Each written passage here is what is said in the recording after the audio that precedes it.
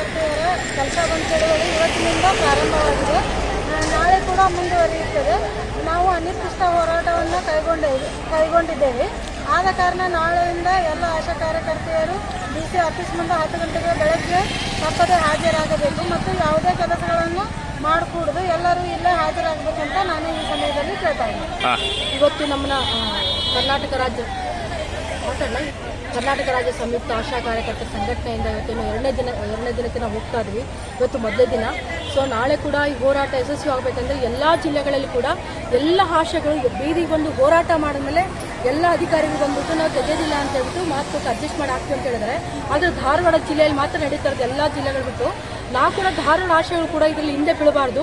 ಹೆಂಗೆ ನಾವು ಆಗಸ್ಟಲ್ಲಿ ಹೋರಾಟ ಮಾಡಿ ನಮ್ಮ ಕೆಲಸಗಳನ್ನ ನಾವು ಉಳಿಸ್ಕೊಂಡ್ವಿ, ಅದೇ ರೀತಿ ಉಳಿಸ್ಕೊಳ್ಳೋಂಥ ಅವಶ್ಯಕತೆ ಇದೆ. ನಾವು ಕೆಲಸ ಬಂದು ಚಳವಳಿ ಮಾಡ್ತಿರೋದು ನಿಮ್ಮೆಲ್ಲರ ಗಮನಕ್ಕೆ ಇರಲಿ ಇದು. ಯಾಕಂದ್ರೆ ಇವತ್ತು ತರ್ಕಬದ್ಧಗೊಳಿಸಿ ಹೆಸರಲ್ಲಿ ನಮ್ಮ ಆಶೆಗಳು ತೆಗೆದ ಜೊತೆಗೆ ನಾಳೆ ಕೆಲಸ ಸರಿಯಾಗಿ ಮಾಡಲ್ಲ ಅಂತ ಹೇಳ್ತಾರೆ. ನಾಡಿದ್ದು ನಿಮಗೆ ಪ್ರಪರ್ಫಾರ್ಮೆನ್ಸ್ ಚೆನ್ನಾಗಿಲ್ಲ ಅಂತ ಹೇಳ್ತಾರೆ. ನೆಕ್ಸ್ಟ್ ಶಿಕ್ಷಣ ಇಲ್ಲ ಅಂತ ಹೇಳ್ತಾರೆ.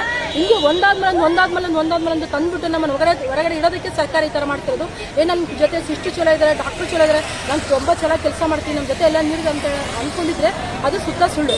ಇದು ಆಗಬಾರ್ದಂತಂದ್ರೆಗಿನ ಎಲ್ಲ ನಮ್ಮ ಒಗ್ಗಟ್ಟು ಹೋರಾಟ ಹೆಂಗಿರುತ್ತೆ ಅದ್ರ ಮೇಲೆ ನಮ್ಮ ಕೆಲಸಗಳಾಗಲಿ, ನಮ್ಮ ಭವಿಷ್ಯ ಆಗಲಿ, ನಮ್ಮ ಒಂದು ಕುಟುಂಬದ ಭವಿಷ್ಯ ನಿಂತ್ಕೊಂಡಿದೆ. ಎಲ್ಲ ಆಶಾ ಕಾರ್ಯಕರ್ತರು ಅರ್ಥ ಮಾಡ್ಕೋಬೇಕು. ನನ್ನ ಸಿಟಿ ಆಶಾ, ನನ್ನ ಹಳ್ಳಿ ಆಶಾ, ನನಗೆ ಸಂಬಂಧ ಇಲ್ಲ ಅಂತೇಳಿ ಮನೆ ಕೂತ್ಕೊಂಡ್ರೆ ಇನ್ನೊಂದು 2-3 ದಿವಸ ಎಲ್ಲರೂ ಕೂಡ ಮನೆಗೆ ಹೋಗಬೇಕಾಗುತ್ತೆ. ಅದು ಆಗದೇ ಪ್ರತಿಯೊಬ್ಬರು ಕೂಡ ಬೀದಿ ಬಂದು ಹೋರಾಟದಲ್ಲಿ ಭಾಗಿಯಾಗಬೇಕು. ನಾಳೆ ಕೂಡ 2ನೇ ದಿನ 27ನೇ ತಾರೀಕು ಬೆಳಿಗ್ಗೆ 10 ಗಂಟೆ ಅನ್ನೋಷ್ಟಕ್ಕೆ DC ಆಫೀಸಿಗೆ ಬರಬೇಕು.